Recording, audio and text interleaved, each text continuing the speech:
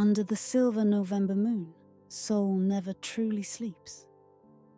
Somewhere above the glittering streets, 3 shadows dart across the rooftops. Light-footed, half laughing, half chasing.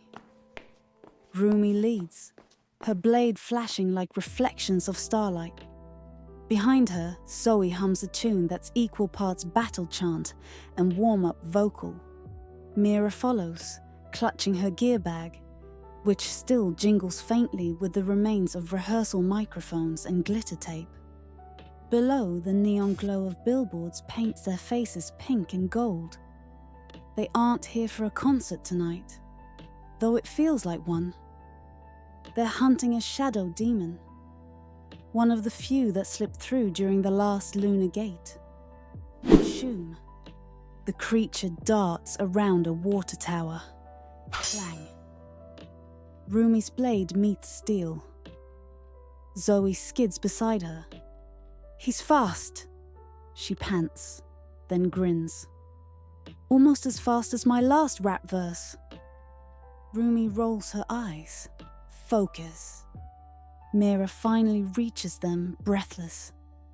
Can we at least agree that next time we chase something, it's backstage snacks?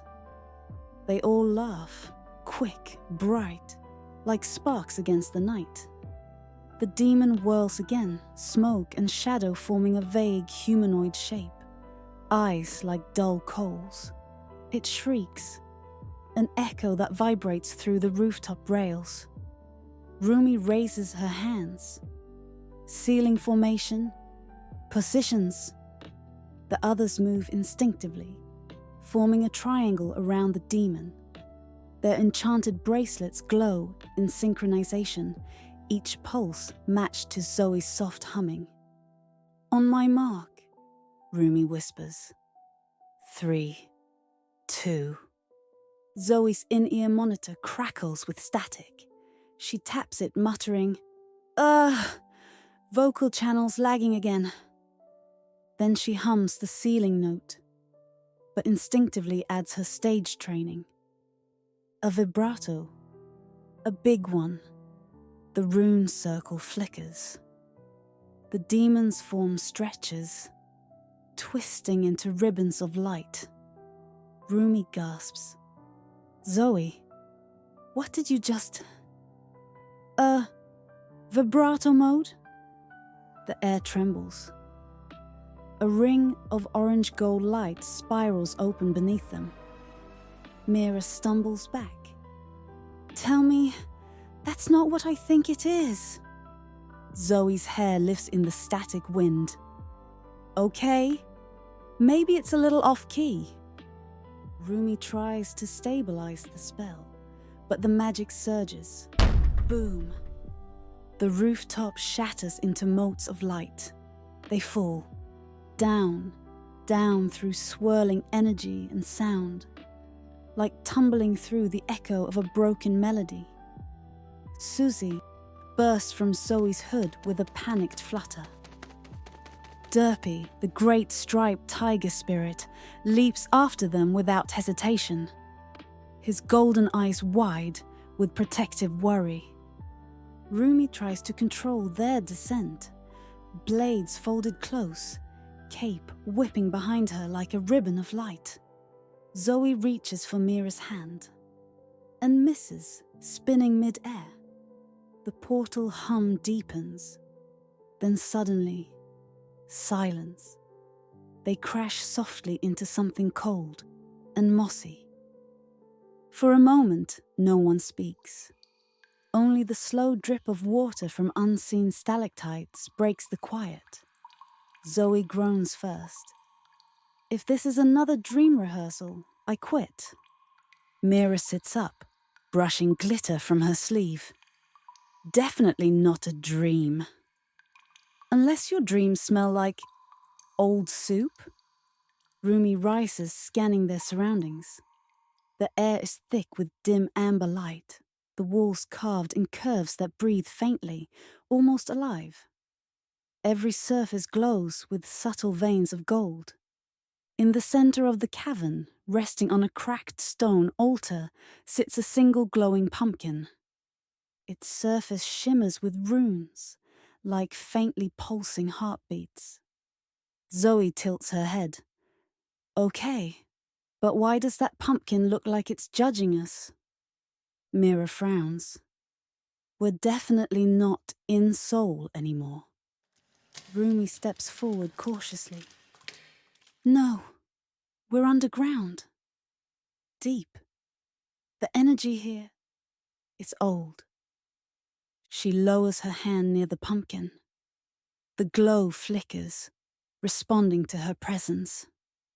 Then, a low chuff echoes behind them. They turn to see Derpy crouched low, sniffing curiously at the altar.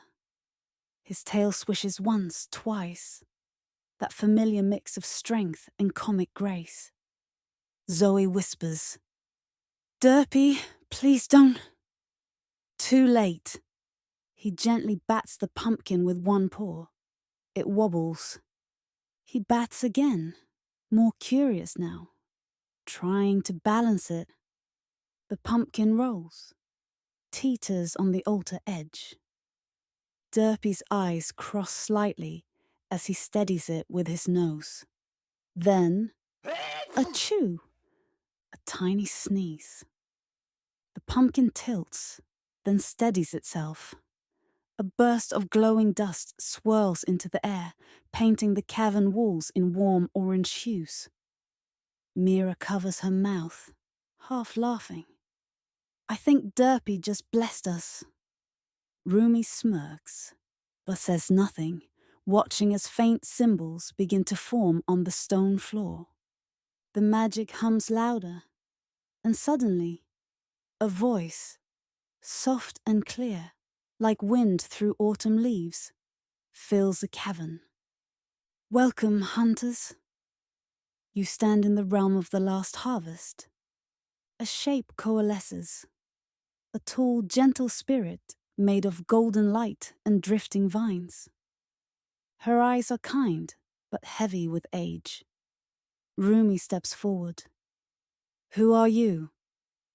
I am Eldara, guardian of what remains. The living once gave thanks here. Now silence has starved this world. The pumpkin before you holds the final spark of gratitude. Zoey glances at Mira. Did she say gratitude? Like Thanksgiving gratitude. Indeed, Eldara replies, almost smiling. Only those who share a true meal of thanks can awaken its light again. The spirit's glow fades slightly. But be warned, insincerity dims the flame. The cavern grows still once more. Rumi lowers her weapons. Then that's our mission. Bring back the light. Mira sighs. So, we're cooking. In the underworld? Zoey grins. Guess it's time for a comeback special. Kitchen edition. They laugh, soft and tired but ready. The three begin exploring the cavern. Rumi discovers vines, heavy with glowing pods that smell faintly of cinnamon. Mira finds pools of luminous water that shimmer like liquid glass. Zoey hums, testing how her voice echoes off the walls, and notices the notes resonate differently here, carrying warmth instead of tension. Suzzie flutters silently overhead, landing on a crystal outcrop to watch. Derpy sits nearby, tail curled neatly, still watching the pumpkin, like a proud guardian of his accidental discovery. As they gather ingredients, Zoey starts to hum again, softly, experimentally. The sound bounces around the cavern and merges with the dripping rhythm. Rumi looks up. Keep that melody. It feels right. Mira smiles. Like a new song? Like the start of one. The air shifts, growing gentler, softer. Their laughter becomes the heartbeat of the cavern, and somewhere in the glow of that single stubborn pumpkin, a thread of gratitude begins to weave itself through the underworld once more. If you're still awake out there, maybe you feel it too. That quiet spark of gratitude glowing inside your own chest. It doesn't take a battle or a spell to find it. Sometimes it just takes a pause, a laugh with friends, or a story shared under a soft light. And hey, if you've enjoyed tonight's adventure so far, I'd love for you to tap that like button. It's how we strengthen the Honmoon, that unbreakable bond between you, our listeners, and the Demon Hunter squad. What do you think the next movie might be about? Share your thoughts or theories in the comments section. Maybe your idea will spark the next story we dream together. The sun dipped below the horizon, painting the sky in hues of amber and violet. The chill of late autumn settled over the village, and the soft rustle of leaves filled the air like distant whispers. Rumi tightened her jacket and gazed toward the hill where their wagon stood, now lit faintly by lantern light. The air felt different. Zoey kicked a pebble along the dirt path as they walked. Okay, confession time. That pumpkin definitely glowed for a second. I swear I saw it blink. Mira groaned, pulling her scarf tighter. You've been watching too many dramas again. Pumpkins don't blink, Zoey. Yeah, well, demons aren't supposed to show up at fall festivals either. Zoey shot back, her tone half teasing, half uneasy. Behind them, Derpy lumbered quietly, his striped fur brushing the ground. He carried a small cart filled with decorations, bundles of corn, hay bales, and a few suspiciously round pumpkins. Suzzie perched atop one of them, feathers puffed up against the cold breeze. Her head tilted sharply every few seconds, eyes gleaming like she was tracking something invisible. Rumi stopped walking. The world seemed to hush around her. A faint hum pulsed beneath her boots, rhythmic and low, like the heartbeat of the ground itself. She turned, eyes narrowing toward the forest edge. Do you feel that? She asked softly. Mira frowned. Feel what? Zoey looked up, and her usual smirk faded. Okay, yeah, I feel it. Like a vibration? The pumpkin cart creaked. Derpy's ears flicked. He nudged the largest pumpkin with his nose, curious as always. The pumpkin wobbled, once, twice, and as Derpy tried to balance it with his paw, he gave an awkward sneeze. Plop! The pumpkin rolled off the cart and hit the ground with a dull thud. A faint crack appeared along its surface. For a moment, all was still. Then the air shimmered. A pale golden mist poured from the pumpkin's crack, swirling like ribbons through the cold air. Suzzie flapped her wings and let out a sharp chirp as the mist gathered, condensing into the faint shape of a figure, small, almost childlike, with leaves tangled in its hair and glowing amber eyes. Zoey jumped back. Okay, that's new. The spirit tilted its head, eyes gleaming like lanterns. When it spoke, its voice echoed like autumn wind through hollow gourds.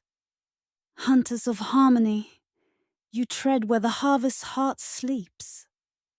Rumi stepped forward, calm but alert. We didn't mean to disturb you. We're just passing through. Who are you?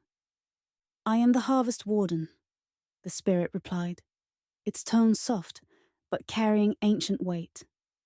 Each year, I guard the balance between feast and famine. But this year, something stirs within the soil.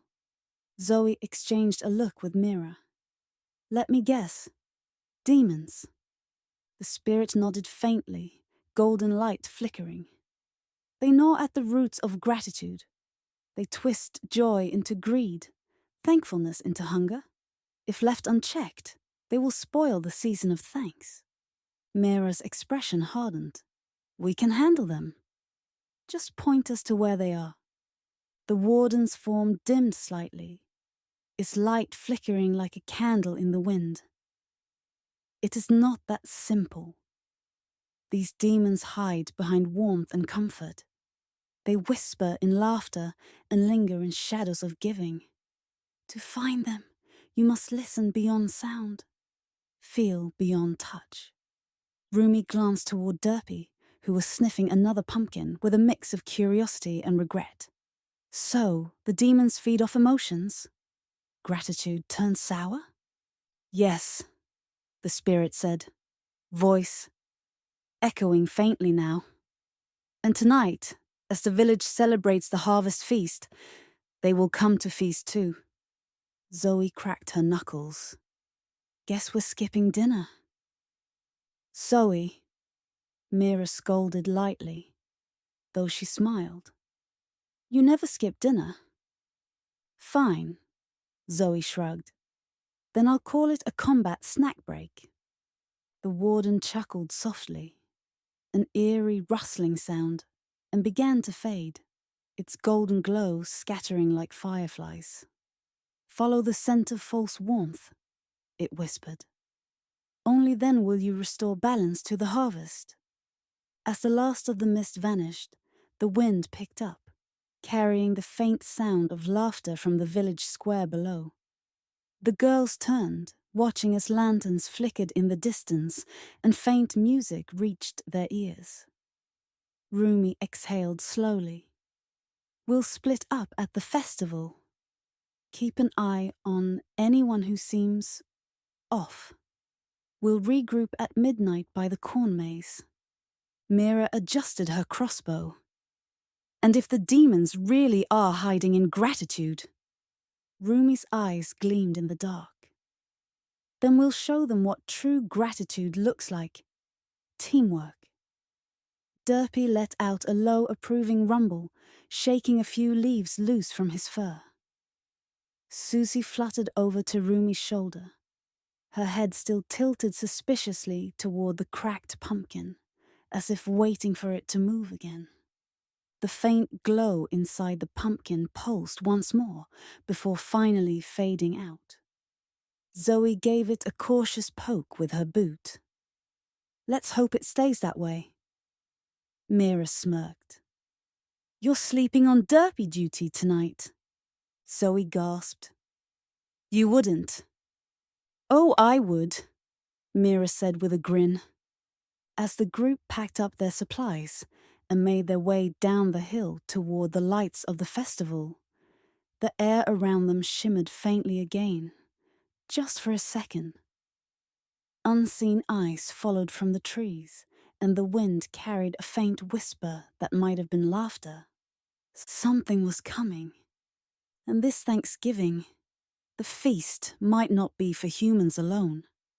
The village square glowed like a dream. Lanterns in the shape of pumpkins, apples and dancing foxes hung from strings above the cobbled streets. Children ran around with candied nuts and caramel apples, laughter echoing through the crisp night air. Stalls overflowed with baked pies, roasted corn, and steaming cups of cinnamon tea. The warm smells wrapped around the hunters like a spell of comfort, almost too comforting. Rumi, Zoey, and Mira stepped into the crowd, their hunter uniforms hidden beneath casual hoodies and coats. They looked like any other group of festival goers, except for Derpy, who waddled behind them wearing a makeshift scarf made from a banner someone had left behind. Suzzie rode on his head like a tiny queen surveying her kingdom. Zoey stretched her arms wide, taking in the scene. Okay, I get the whole demon infestation thing, but can we just take a second to appreciate how good everything smells? I'm like 60% sure I'm possessed by pie right now. Mira rolled her eyes but couldn't hide her smile. Focus, Zoey. Remember what the warden said? The demons feed on twisted gratitude. They could be anywhere.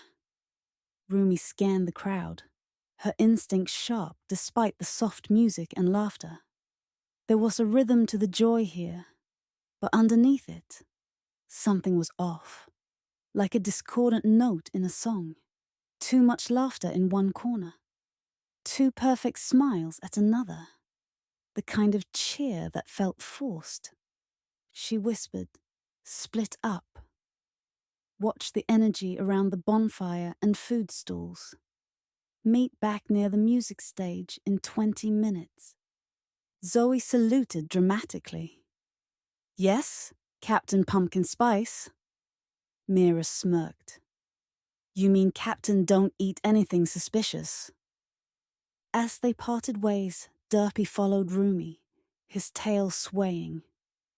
Suzzie fluttered after Zoey, while Mira disappeared into the crowd near the pie-tasting contest. Rumi made her way toward the main square. The massive bonfire crackled in the center, its flames dancing high, sending sparks spiraling toward the stars. Around it, villagers sang songs of harvest and thanks, their voices rising in harmony. But Rumi noticed something strange. The flames flickered a shade darker whenever certain people laughed. It wasn't the soft gold of firelight. It was tinged with deep crimson, like the pulse of something unnatural. She pressed a charm between her fingers, murmuring a quiet prayer under her breath. The world dimmed slightly, and her eyes shimmered with faint blue light. Instantly, the illusion peeled back. Dark threads curled through the crowd like smoke. They flowed from a small group near the food stalls, people smiling, laughing, but their joy hollow, drained. Something was feeding on them.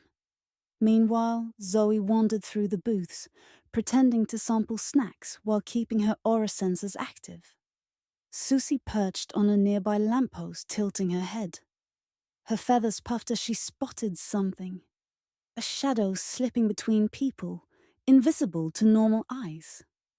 Zoey followed Suzzie's gaze and saw it too.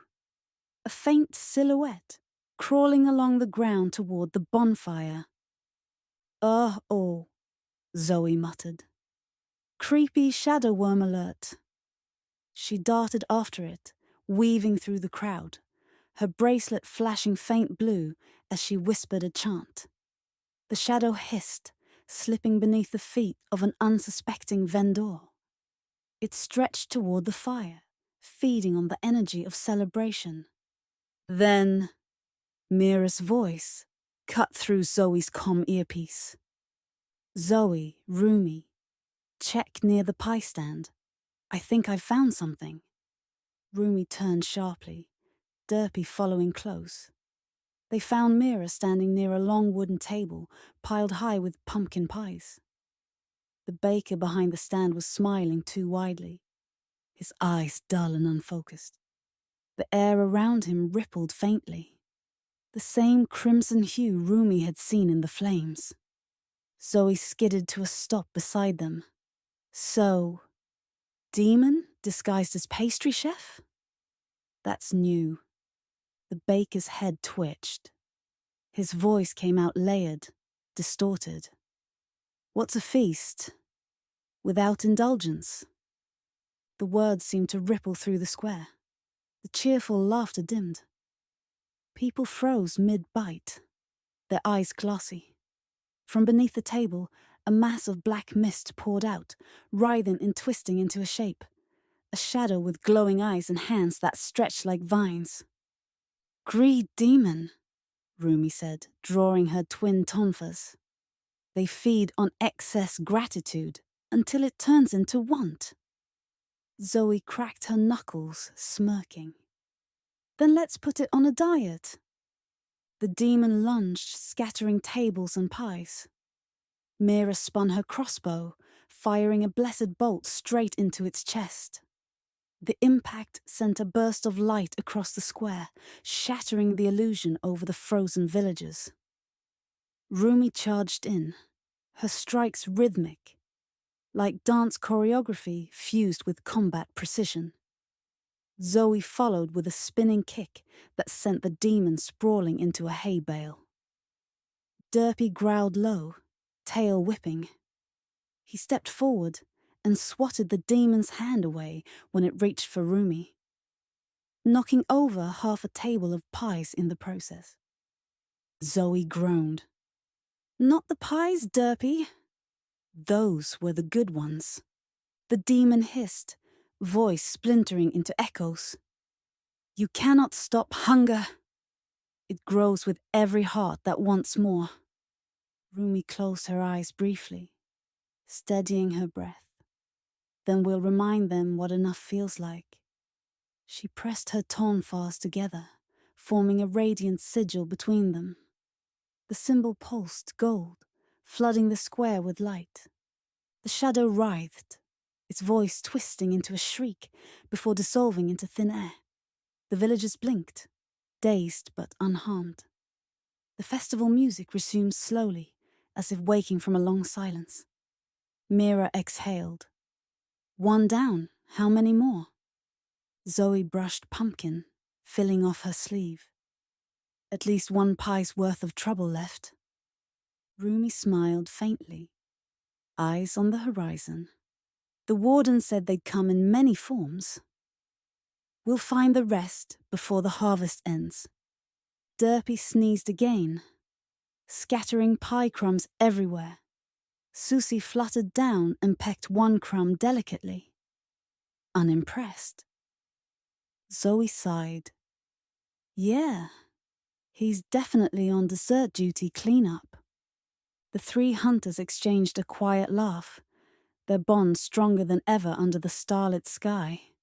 But deep in the woods beyond the festival, unseen eyes glowed red, watching. The night wasn't done with them yet. The real feast was still waiting to begin. The moon climbed high, round and golden like the last pumpkin of the season. The festival had quieted now, laughter fading into the occasional crackle of a dying bonfire and the faint hum of fiddles winding down their songs. Most villagers had gone home to rest, bellies full and hearts lighter after the hunters' unseen work. But for Rumi, Zoey and Mira, the night wasn't over. They stood at the edge of the forest that framed the village, the trees swaying like tall, dark sentinels. The chill had deepened, and their breath came out in faint clouds. Derpy lumbered beside them, his steps heavy but careful, while Suzzie circled once overhead before landing quietly on a low branch. "The warden said the demons hide behind false warmth," Rumi said softly, her eyes narrowing on the forest path.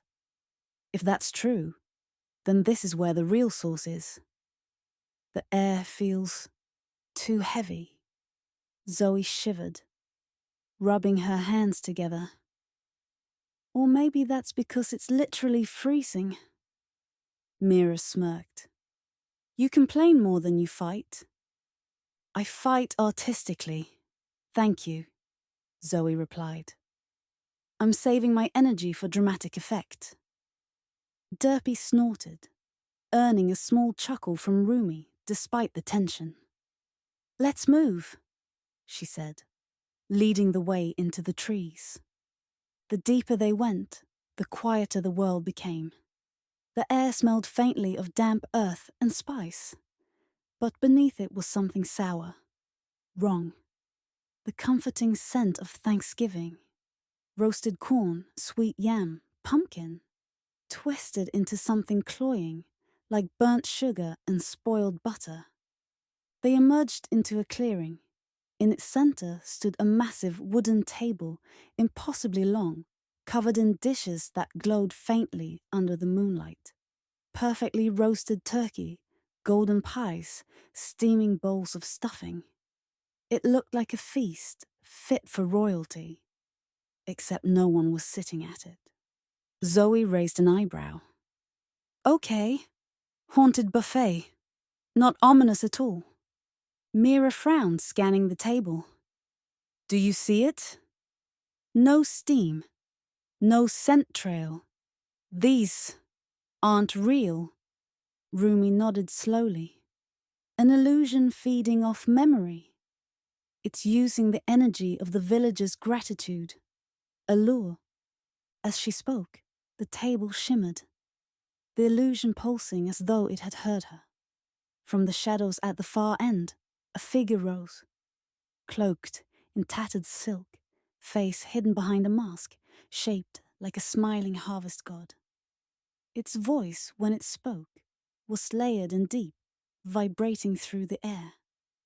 You feast every year, filling your bellies and hearts with thanks, yet beneath it there is always want, always more to take, always more to claim. Zoey took a step forward, arms crossed. You've clearly never tried sharing leftovers. The figure ignored her. This feast is eternal. Join it, and never hunger again. Rumi felt the pull immediately, warmth flooding her senses, whispering promises of rest, of peace, of a world where the fight was over. Her eyelids fluttered. She could see a memory of her childhood. Her mother smiling by candlelight, setting a plate before her. Then she heard Zoe's voice, cutting through like a spark. Hey! Captain Pumpkin Spice! Snap out of it! Rumi's eyes snapped open. She bit her lip hard, shaking off the haze. Mira wasn't so lucky. Her crossbow trembled in her hands as she stared blankly at the table, eyes glassy. Mira! Rumi shouted, grabbing her shoulders. Mira blinked once, twice, then gasped as if waking from a deep sleep. I saw my family, my grandmother. She was saying grace. That's what it wants, Rumi said firmly. To trap us in comfort. The masked figure's laughter rippled through the clearing. You think comfort is a trap? You hunters cling to struggle as if it gives you meaning. Rumi tightened her grip on her tonfas. It's not struggle that gives life meaning. It's gratitude for the moments we earn together, not what's handed to us. Zoey grinned. Yeah, and you can't just hypnotize people with fake mashed potatoes and call it happiness. Derpy rumbled, stepping forward. The illusion shimmered again as his paw brushed the ground, knocking over one of the golden goblets. It hit the earth and dissolved instantly into black smoke. The demon hissed. You will feed me! It lunged, the table bursting apart into shards of wood and flame. Black tendrils whipped toward the hunters, curling like serpents. Rumi spun her tonfas, deflecting the first strike with a burst of light. Mira fired 2 quick bolts that exploded into glowing sigils mid-air, cutting through the darkness. Zoey ducked under a flying platter, yelling, This is officially the worst Thanksgiving dinner ever. Rumi leapt forward, her strikes clean and rhythmic, each blow carving away pieces of shadow. The demon retaliated with waves of corrupted energy, images flashing through the air. Cozy memories, false joys, warm embraces that weren't real. It was trying to drown them in nostalgia. But Rumi saw through it. She closed her eyes mid-combat and whispered a single word. Harmony. Light spread from her chest like a ripple, connecting to Mira and Zoey. Their weapons pulsed in sync, 3 heartbeats beating as one rhythm. Together they charged. Zoey vaulted off Derpy's back, flipping midair and kicking one of the demon's tendrils into dust. Mira's crossbow glowed with golden energy as she unleashed a final bolt straight through the demon's mask. The impact cracked it like porcelain, revealing a swirling void underneath. Rumi dashed forward and pressed her palms together. Gratitude isn't about having everything, she whispered, voice steady. It's about knowing enough. She struck once, a bright pulse of energy bursting outward. The forest blazed with light.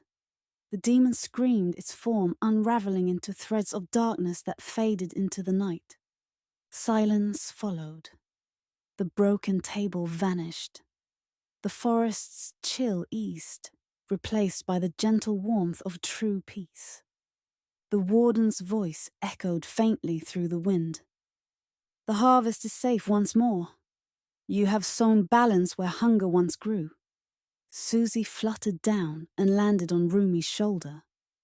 Derpy stretched, tail flicking as he yawned loudly, utterly unbothered by the battle that had just ended. Zoey groaned and flopped onto the grass. So, does this mean we finally get real pie now? Mira laughed softly. You and your stomach. Rumi smiled, watching the faint glow of lanterns still twinkling in the distance. We've earned it. Together. For a long moment, the three of them stood there, breathing in the crisp night air, quiet, content, grateful.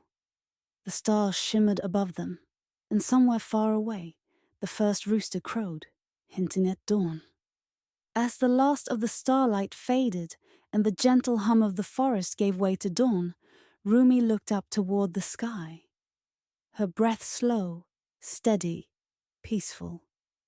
Another night, another balance restored, she murmured, a small smile curving her lips. But I think the best part of every battle is realizing what we're really fighting for. Zoey stretched, already half asleep where she sat beside Derpy, using his warm fur as a pillow. I'm fighting for food, she mumbled. And naps. Lots of naps. Mira chuckled softly. And friends who remind us that even the smallest victories matter? Rumi nodded. That's right. Gratitude isn't just a word. It's the rhythm that keeps our hearts in harmony. Every time you laugh with someone you love, every time you pause to say thank you, you keep the light alive.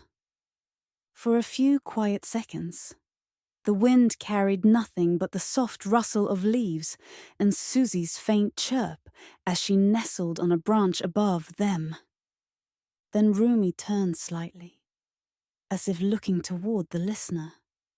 Her voice was soft, warm and teasing, like an ember glowing in the night. If you've enjoyed our little Thanksgiving adventure, why not help us strengthen the Honmoon? Go ahead and tap that like button. And if you want to keep joining us on new hunts and heartwarming nights, consider hitting subscribe too. Zoe's sleepy voice chimed in faintly. And drop a comment. Tell us what you're thankful for, or maybe what you think our next movie should be about.